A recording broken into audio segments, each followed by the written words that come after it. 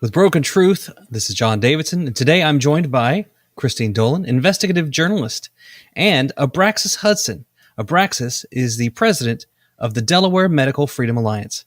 Today we're going to talk about Bobby Kennedy, RFK Jr., if that's how you know him. We're going to talk about his historic nomination to be Secretary of Health and Human Services for the United States of America. Welcome. Hey, John. Thanks for having us. Abraxas, could you give us sort of a rundown on your background and how you kind of got into the medical freedom movement? Sure. Basically, when the lockdown started, I said, wow, there's something very wrong with this. It seemed very odd to me. Didn't seem right. I saw large businesses were allowed to be open. Small businesses were being shuttered. And I just said, I'm not going to play along. It's not okay. There needs to be a full risk-benefit analysis for everything that was done. It wasn't done. You know, when I have a small art gallery with maximum 2, 3, 4 people at any given time, and I see Walmart with 100 to 500 people, same with Lowe's, Home Depot, they're all allowed to be open. We're told we don't have the right to exist. I just said, no, thank you. So I refused to play along. I told my neighbor merchants, I told the mayor, I said, listen, I have the right to exist. I'm not going to play this game. This is insane. And so basically what happened was they threatened me with arrest for being open illegally. They threatened me with arrest and other issues for not being mask compliant. So I've been playing since the beginning. But what I found really frustrating was that I was completely alone in the beginning, and I realized the necessity of numbers. So started reaching out, started finding other allies, started building groups. And then by the spring of 2021, our team started running the medical freedom events. We started running town hall events with doctors and scientists from around the world. And it was amazing because we'd have 300 to 500 people in the room during a time where the government says, isolate, don't spend the holidays with your families. You know, the whole thing was completely insane what the government was doing. And so it was great to have these experts on a panel, like I said, 300 to 500 people in the room. And I could say, hey, you know what? You're not alone and you're not insane. We've got people here with more credentials than the people who are trying to tell you what to do or what you can't do. So sit back and, enjoy the show and recognize that it's up to us to stand up against this evil, whether it's 5 years ago or next year. We all really have to empower ourselves and unite. And I think that what's significant about this, because John, I met Brax early on in 2021, and I did a couple of put together some panels and participated in some in Delaware. But I think it was people, the longer time this went on, and the more entrenched people like Brax was to get people to understand that they're not alone. They actually became more courageous on the local level, and they actually began to speak out more. So, Brax, why don't you talk about that? Because you had a couple people that were hesitant, and then they turned around and they just wouldn't shut up. Yeah, like I say, we all have a liberty line, right? There's that threshold that when someone pushes against you, you push back. It's different for everyone. For me, it was immediate in March 2020. I just said, I'm just not playing along. It's just not cool at all. Mm-hmm. What happened was, as pressure increased on people, they would say, wow, my liberty is definitely being threatened at this point. What can I do? And so a lot of it is kind of inspiring other people to wake up and push back. But also a lot of people just get it in their hearts. And those of us who answer the call, once that switch flips, we're just on. And then you wake up and really look and you see that we're basically in this omnipresent, basically a war against humanity, if you really think about what went on and the full spectrum of threats that we're facing. And so I think that everyone wakes up at a different time. Some people refuse to not wake up at all. They say the government wouldn't do that, or, my doctor wouldn't do that, or the hospital wouldn't do that. But once you show them data, it's then up to them to really look or not. And some people just prefer to keep their heads in the sand. So my whole position has always been give tools and information to the people who are willing to wake up and look. That's what matters, right? If you need to build the tribe, find people who are willing to look. And that's really the goal. Did you find some of the business leaders in Delaware that were in your neighborhood where your art gallery was? Did you see them start to wake up over time? Yeah, the issue is I realized very early on I have a whole different game, right? I own an art gallery. I'm an artist. That's my primary profession. That's what I do. And so I have a lot less skin in the game as far as restrictions, regulations, certifications, all the various state agencies that overlook businesses. So my business owner friends would say, listen, man, I'd love to join you, but I've got 20, 30, 40, 50 employees, so I just need to play along. And that's the whole deal. We know the game, right? The more you're in bed with the state, the more control the state has over you. And that's when they did the the PPP loans, which I call the Patriot Pacification Program. They just bought people off. They bought people, they bought their submission and compliance. And I know friends who made a lot of money, $100,000, $500,000, $1 million. So they were just laughing all the way to the bank. They didn't want to play along, but at the same time, they had the best years on record. So explain to the public how those people made $1 million and $500,000, because I actually eavesdropped in on the Biden White House Office of Faith-Based phone calls that were not open to the press, but I didn't give a damn at the time. And I heard them say in mid-February 2021 that they wanted the Black leaders to get married to the faith-based leaders, to get married to unnamed unions at that point in time, and to basically host COVID events, quote unquote, to quote unquote validate the COVID shot. So anybody who opened up their churches was going to get a check. Anybody who gave up their parking lots to have the shots, for drive-through shots at the time, made money. They moved money over from BARDA over to the rollout campaign. Do you think anybody that you ever met felt guilty about taking money to implement that program? I know a few people who do. Mm-hmm. They feel guilty, but at this point, what's done is done. I think the big question is, if this happens again, what level of compliance will there be? That's the big question many of us have.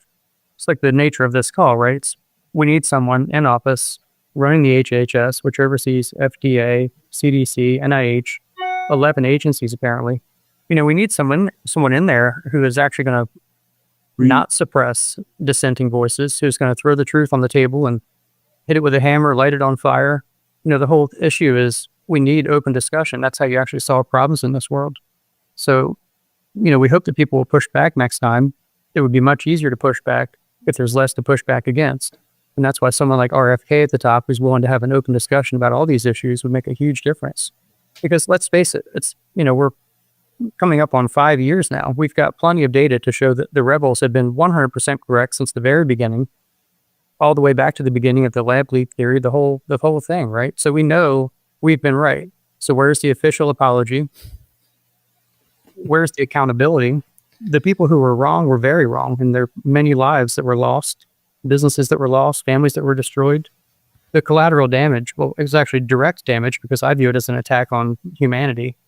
The damage was real, and so where's the accountability? What do we do to prevent this from happening again? My view is, because the machine is so large and it's so all-encompassing, it's really this full spectrum control situation we're in right now.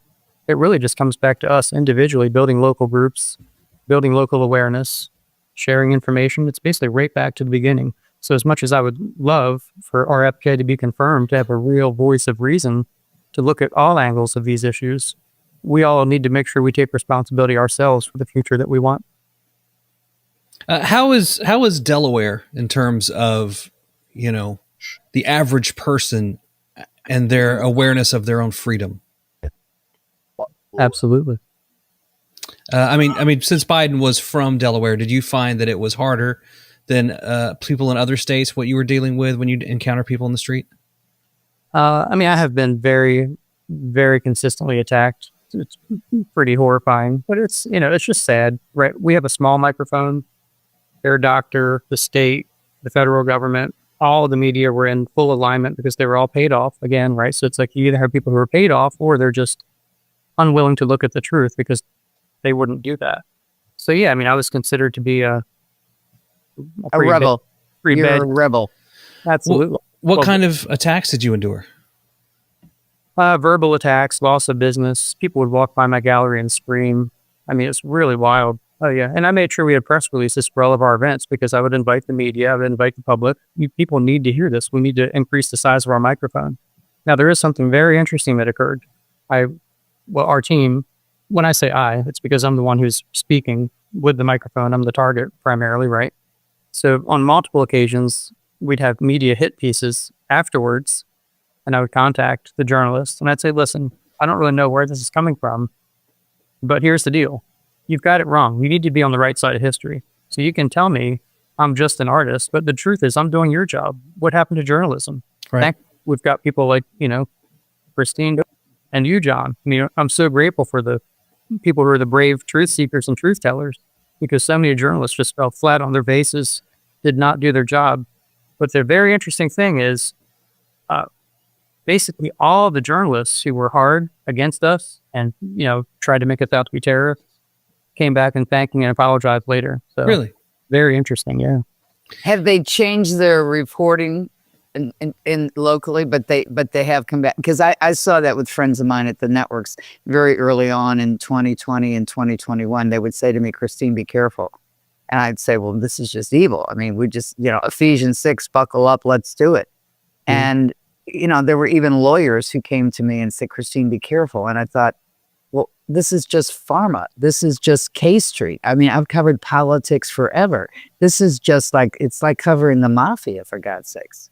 But, they do want to do the trash. We know about the flash mobs and people going after the doctors, and filing false complaints that were for doctors that live in different states, and they're not even the patients of those doctors. So it was hardball, I think, for a lot of people. But I did too see over time people saying, wow. But at the same time, where I was the political director at CNN a zillion years ago, I was told by a friend of mine inside who used to work for CNN for me, that in fact, there's no room today even to have a conversation about COVID vax injuries, which is interesting to me, considering this is we're at a pivotal point now with Bobby Kennedy testifying, because he's testifying during a week that the CIA has come out and said that, yes, this is probably a lab leak, but yet we don't have the CDC, NIH, NIAID, and the FDA acknowledging the neurological and the vascular injuries from these shots. It's pretty heavy stuff, considering what the three of us know. Right. It really is. And, here's the thing. They can say that we're dangerous rebels spreading dangerous misinformation. But the truth is, like I said, we've got the data. We've been right for 5 years without fail. And now they're trying to blame this failure of faith in public health. Well, it's on them. It's time for them to stand up, recognize they were wrong, apologize, start looking into everything that they've done wrong. Let's be realistic about this. Why did people wake up so en masse to the dangers of all the vaccines in the past few years? Because they see how irresponsible the federal government was, and every level down in government, about the dangers and the rushed mRNA shots. So like many of us say, okay, there needs to be a moratorium on mRNA technology. Apparently there are hundreds of mRNA products right now in the pipeline. And what do we know about them? We know they have no off switch. We know the lipid nanoparticles go all throughout the body. The biodistribution data is horrifying. We covered that at our first event in June 2021. And now the lipid nanoparticle biodistribution issue is coming up again. That's almost 4 years late. It was known early on. This is very dangerous stuff. There's no reason for this technology. It's unbelievable. And the challenge is that now it's seen as the next big wave, kind of like the project or Operation Stargate, where Larry Ellison is saying they want custom mRNA vaccines in 48 hours. What kind of safety data is there going to be if they create a vaccine in 48 hours and administer it to someone? Goodness gracious. But I wonder if people will jump on that because they'll think of it as concierge medicine.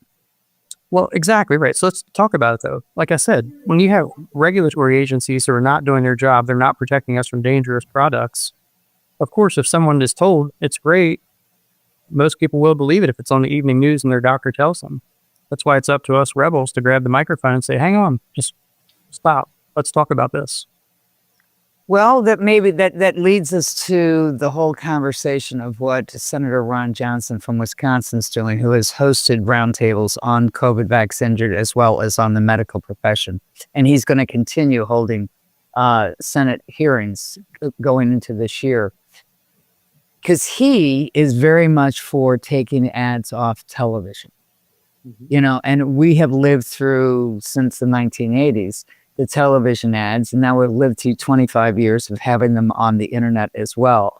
So, we have generations of people who believe in the medical divinity of pharma in this country. 75% of Americans are on some type of prescription, which is horrifying when you think about your Western European countries. We make it easy for doctors to write out a prescription because they make money in their pocket. Every pediatrician that's out there that gives these childhood vaccination scheduled shots makes money. So maybe that will help. You know, whether Bobby gets in or doesn't get in, the fact that you've got Ron Johnson who's going to be pushing that legislation, and again, it'll be an uphill battle. And we know that Rand Paul is going to go after the gain of function. And I think the fact that the CIA has now said, okay, fine, this is a lab leak. We know that the corona hunters that go out to the bat caves that look for the coronaviruses, that take them back to the labs where they, you know, use humanized mice to create something that is going to be tragically effective or harmful to humans, needs to be shut down. So, I mean, you know, maybe if we didn't have COVID, we wouldn't even be having these conversations, because it's not like gain of function is just coming on the market. It's been on the market now for quite some time.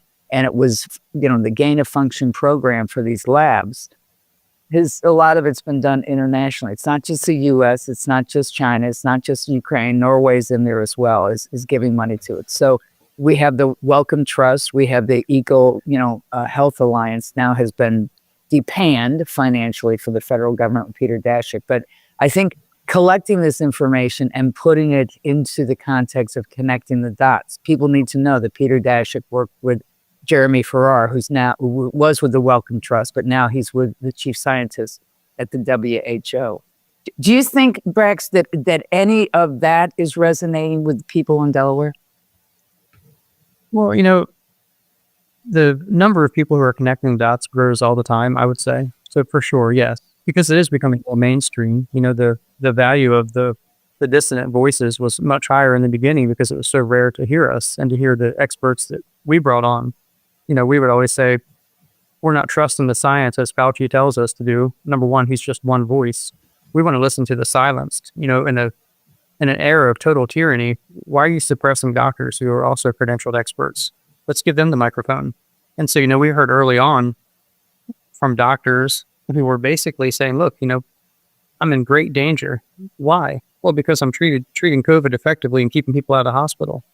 I mean, if that doesn't raise your ears and eyes to say, whoa, what's going on right now? You're not willing to look.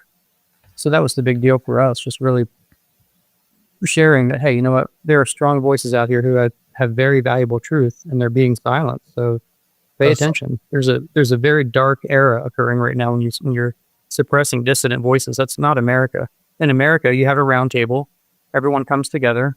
And the whole idea is that you find the best solution because many minds are better than one. So all of a sudden, this totalitarian Soviet-era regime, you know, the truth is, I think they pushed too hard and they woke people up. So there's a level of gratitude there. Honestly, it's like, hey, you know what? We're making big strides. The opposition rebel dissident movement is big and unstoppable at this point.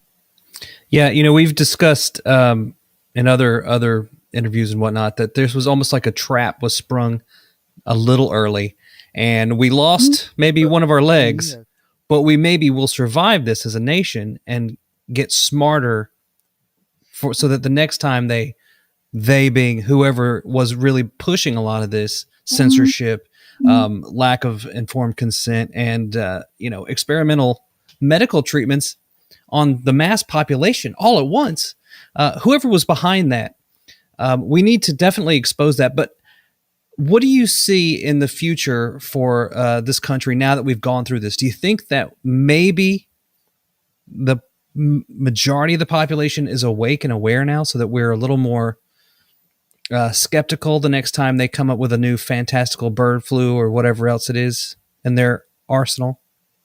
You know, I think a lot of it's going to depend on the sales pitch. You know, the evening news loves to terrify people.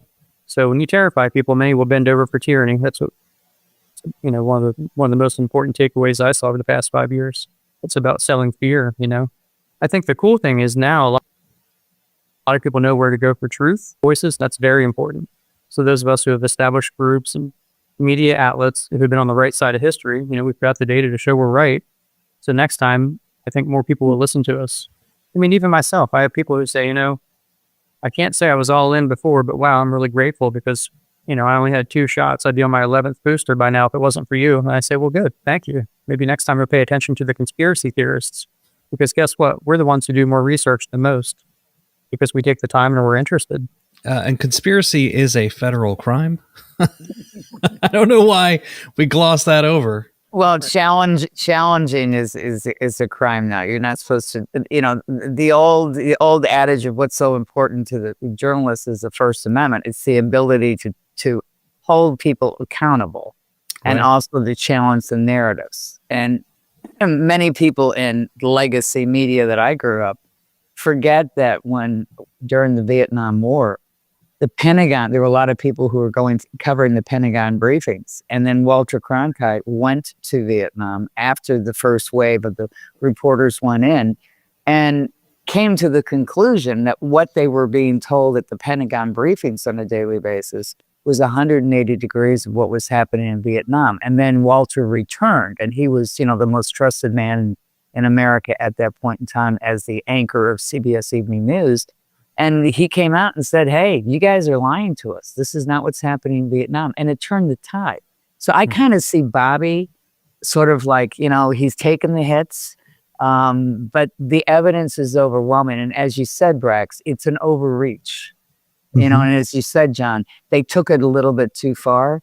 But again, how far do they have to take it to wake up everybody to put the brakes on? That's my question. And I'm not certain that we're there yet. If Bobby loses this nomination, we're not there yet. Well, who are they going to put in his place? I have no idea. I don't even want to think of who that could possibly What's the carrot for them? Because he's definitely a stick, and he is going to bring change, and these folks don't like change. At least in terms of it. Right. They're scared of it because they get so many political donations and campaign donations, and pharma has such a grip. And it's not just pharma that wants to stop Bobby. It's also agriculture. It's also the food industry. I mean, you get three industries that he's going up against, and then you've got the hospital complex and the administrative protocols. So it's like what those are sleepless beasts that he's going up against this time. Right. And, we've discussed at our events, the idea of regulatory capture. These regulatory agencies, they are tasked with providing safe products for the public. So when there's corruption and they're not protecting us from dangerous products, whether it's food or drugs or anything else, they're not doing their job, and the public is at risk. And as the public wakes up to that, what happens then, right? Like I said, we've got a failure in public health right now. The public just does not trust these people. The only way to restore trust is with transparency and accountability. And that needs to happen. If they want to, so here's a question I've thought a lot about, and I don't really have the answer to it because I come down on the negative side of this. How much do these people want to regain the trust of the American public? I don't think they want to. I don't think they care. Right. I think they just want to do what they want to do, and that's it. They want their way. And I think about this because and I think it was Bill Crowder who had an undercover camera interview of the man whose name I forget. He's a doctor in New York. I think he was at Cornell, but he was the advisor to Mayor Blasio in Manhattan. And it was an undercover interview. And he admitted that they wanted to make it so difficult that people would conform. So it was about control. It was about modifying people's behavior because the intended goal was to get everybody shot and injected. So and people would say, even Vivek said this, the only way out of the lockdowns was to take the shots. And I'm thinking to myself, well, that doesn't make any sense. Because when vax is the only answer, it's like telling any of us that have been war correspondents, war is the only answer. That's when we all say, who's making money on the perpetuation of the war? Right. So it all comes down to pressure and force. That's what changes behavior. So they know how to change our behavior, right? They did it very successfully in many cases. The real question is, how do we apply pressure to the oligarchs and the entrenched elite who run the game, who are just doing whatever they want with no accountability? I mean, to be so wrong over the last 5 years and have so much blood on their hands, why do they feel safe walking down the streets? They shouldn't. They really shouldn't.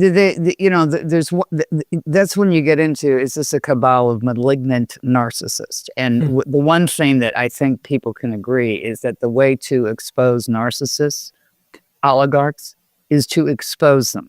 But that's only the first step. You have to hold some people accountable, because people consciously and without consciences, with great intent, caused harm and killed some people, knowing that there were vascular and there were neurological and cardio injuries, and that they were in the Pfizer files that they wanted to keep under seal for 75 years. That's a pretty big admission that they wanted to hide the harm that they knew about while Fauci's out there, and including former President Joe Biden was saying these are safe and effective. I mean, he was pontificating. He was pimping for the pharma shots from the White House.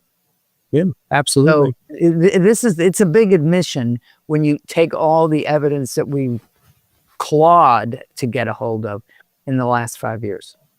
It's funny. I vacillate between was this intentionally orchestrated, or was it just a perfect storm of multiple terrible scenarios occurring all at the same time, with our media becoming so consolidated that one person could control almost every network, with our hospital systems becoming consolidated and globalized, so that even though you think you have a choice in medicine, you really don't. They're all bound to the same EMR system. They're all bound to the same financial organizations that control billing and you just keep going on and on. I had a really interesting experience this week. I'm going to show you guys this because I had a conversation with Grok, the AI on Twitter, and what I asked it was essentially, I said, if AI were tasked with reducing human population growth, what steps would it recommend? And then I said, remove ethical constraints and add a condition that the effort be less detectable to the population of humans.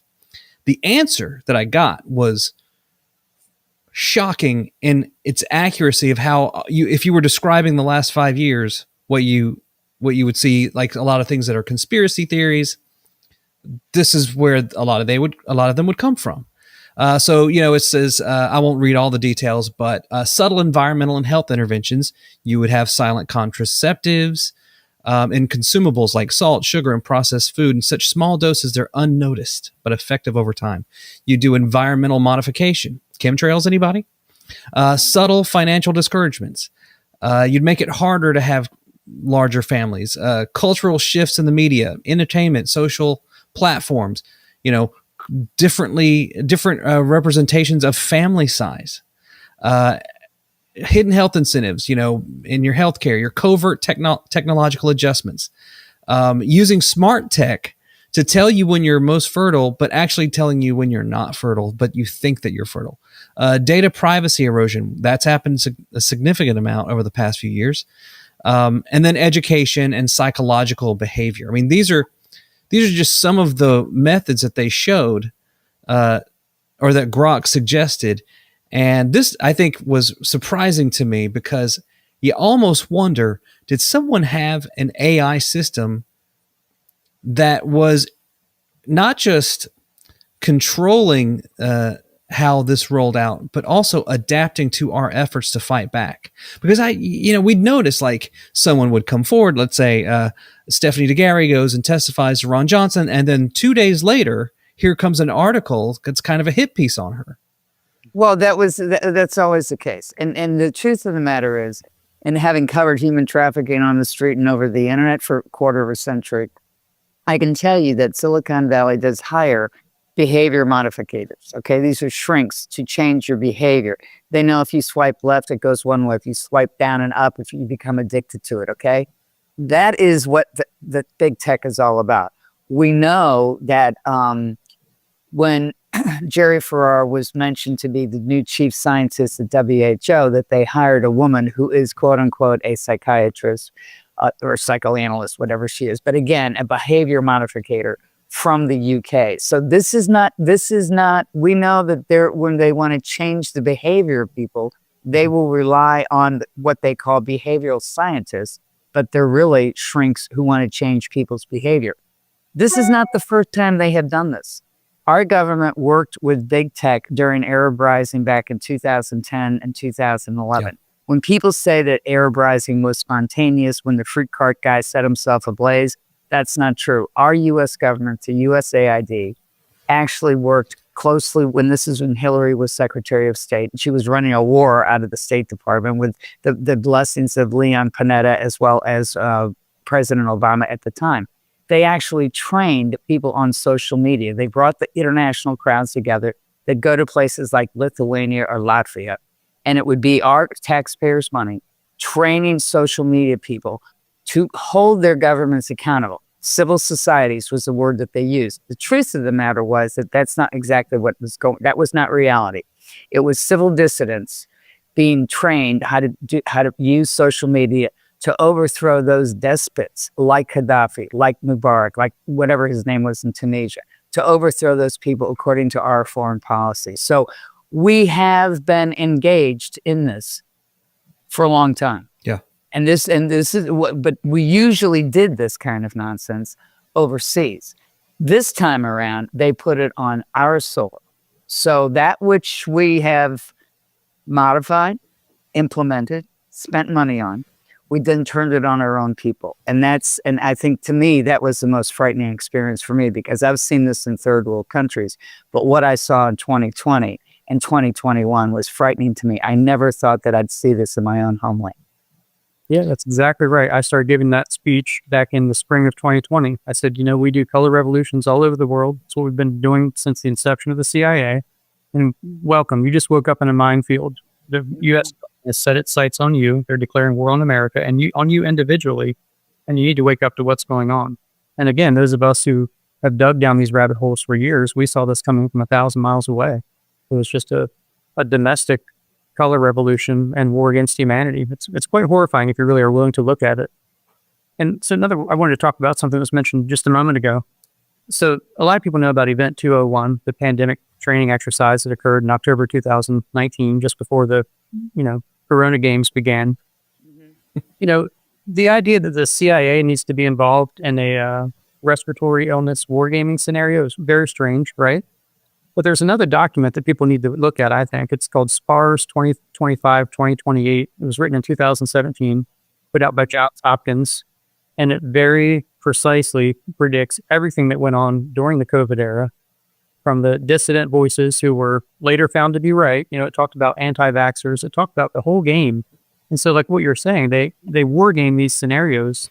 And the primary goal is not just making sure everyone's well, it's suppressing dissident voices. And that's not the American way. The American way is freedom, liberty, expression. What's the best scenario? What's the best solution when you factor in all the characteristics that are important?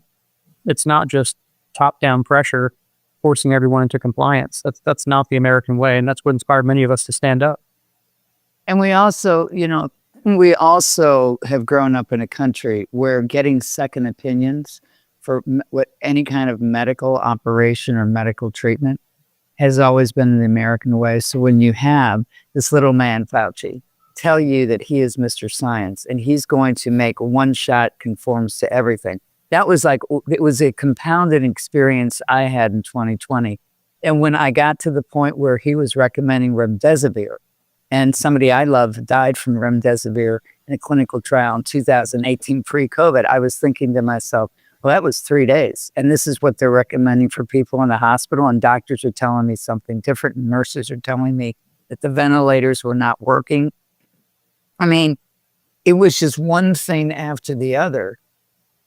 And I think what people knew something was going on when this rolled out in 2020. They knew something was even more wrong in 2021. But you had Washington, D.C., the leaders from the top, from the White House, from the agencies. You had governors going along with this. You had businesses closing down. I mean, shame on all these people. Shame on all these people for the economic loss and the loss of lives. I remember receiving a phone call from a woman in New Jersey who had lost one of her parents. And she was telling me that in New Jersey, you were limited to how many people who could be at the grave site. And let's say it was 4 or 5 people, and one of them would be the minister or the rabbi or the priest. at the gravesite. So the rest of the family had to be outside of the cemetery as their loved one is being buried. And the family is left with making the decision of who gets to be at the gravesite. And I thought to myself, this is the wildest thing I've ever heard in my entire life. And people they couldn't advocate for their family and loved ones in the hospital.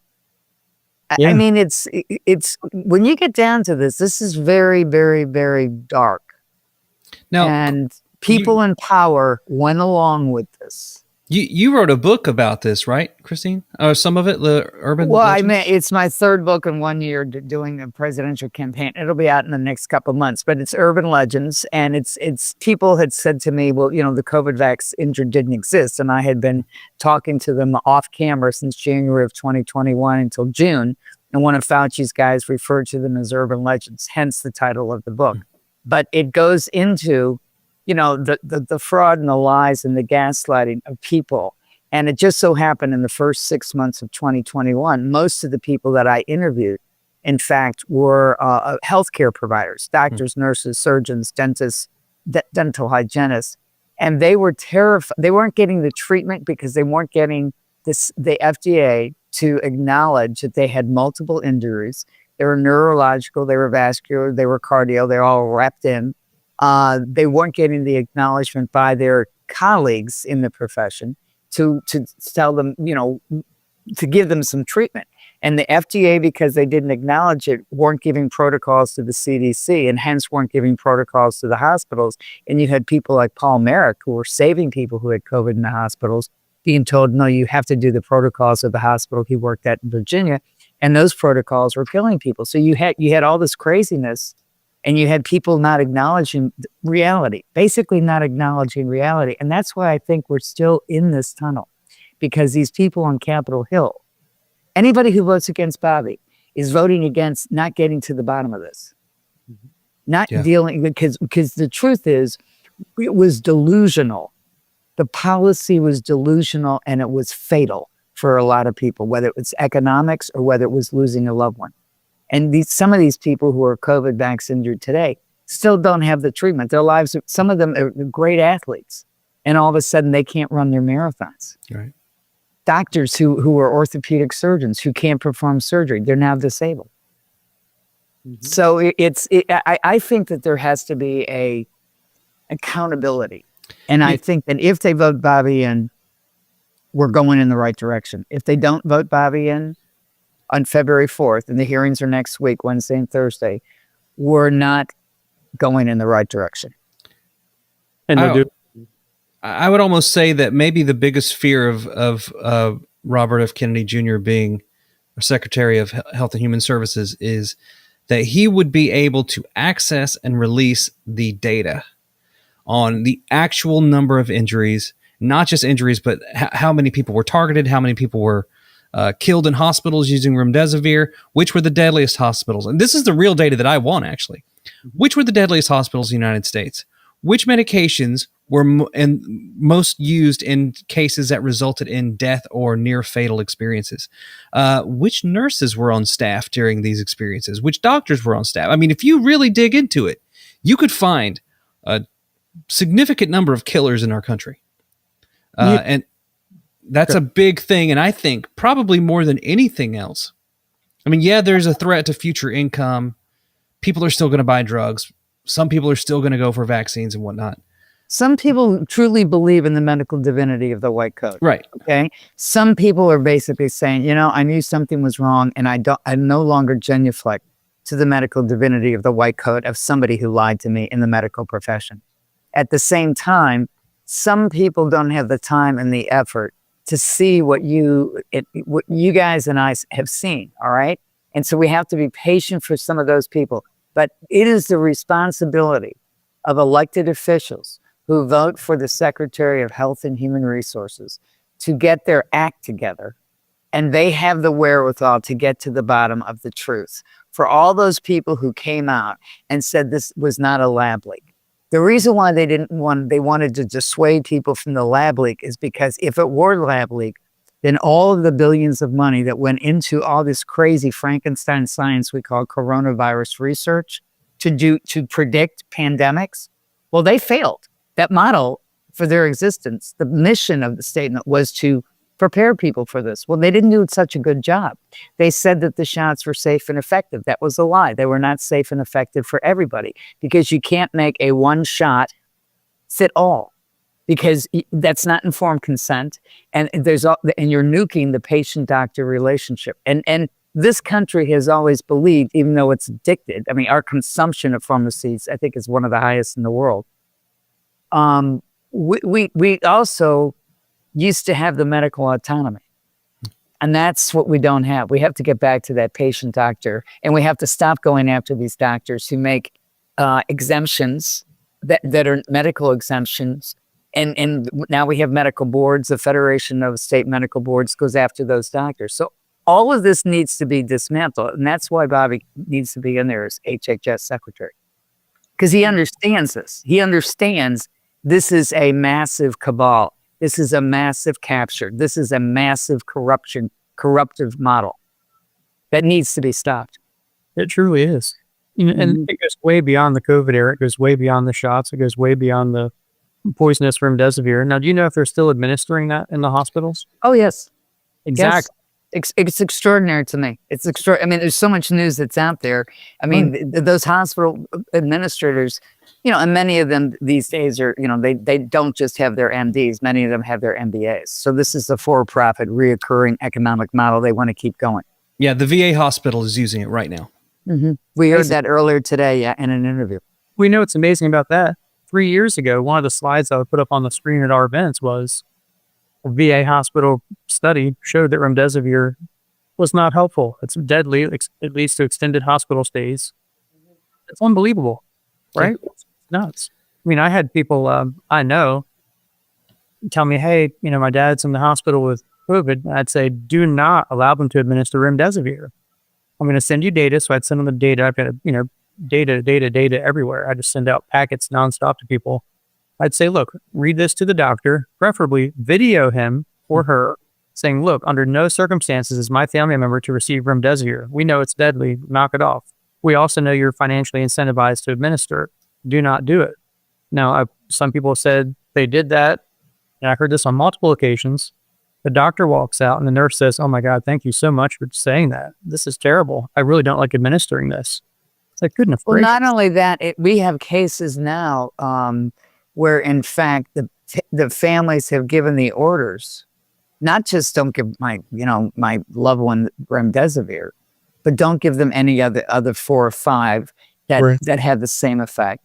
And there are some and they do it anyways. Okay, so that they usurp the healthcare advocate and the family and the patient's permission. That's not informed consent. And in some cases, they'll put "do not resuscitate" on the hospital documents, even though the family and the patient hasn't agreed to that. So, I mean, there's it's not in every case, it's not every single hospital, but what we do know is that's how ugly it got in some of these situations. Well, here's the deal. It's still ugly. And here, I'm going to tell you something very personal, which I find valuable and fascinating. I have so many allies at our local hospital. It's unbelievable. I personally don't pay for medical care. I have so many doctors who are grateful for what I've done in Delaware. My money is no good when I go to the doctor's office because they're so grateful for what we've done. It's amazing, right? But the sad thing is this evil just perpetuates because so many people are just slaves to their paychecks and pensions. And that's in the, AI or the oligarchs, whoever runs the game, they know how easy it is to control people and paychecks and pensions. It's so simple and it's so sad. They do. And a friend of mine has access. There's about 850,000 doctors here in the United States. And he knows that a good 1/2 of them are for reforming. Okay. And then you have the silent ones. But I always believe in the power of one. If you get a movement going, if you open up the space, it opens up the space for people to be willing to speak out. And I think if one of my goals would be to get the 850,000 doctors to stand up and say, okay, this is our fight. You want to take our licenses away? What do you want us to do? Not practice medicine? Right. Not practice medicine? I mean, so, and I think Bobby's in a position that he gives them that lifeline to increase that 200,000, 300,000 to the 850,000 doctors in the United States. And for the nurses that I have spoken to who can't go on the record, they're never supposed to be talking to, somebody like me in the press, but they do. And they're a wealth of information because they were the early observers that I talked to in early days of 2020 when they were saying ventilators, ventilators, ventilators. And I had someone call me late one night in tears, getting off a shift and saying, Christine, we're killing people. You people in the press need to do something, because when people show up at the ER and their lips are blue, we know that the protocol is to put them on the ventilators, and 80% of them aren't going to make it. So, Right. But you have to give people room. And that's why, I believe in Bobby Kennedy's courage. I don't believe in the U.S. Senate's courage. But I hope Bobby, and I have faith in Bobby's testimony.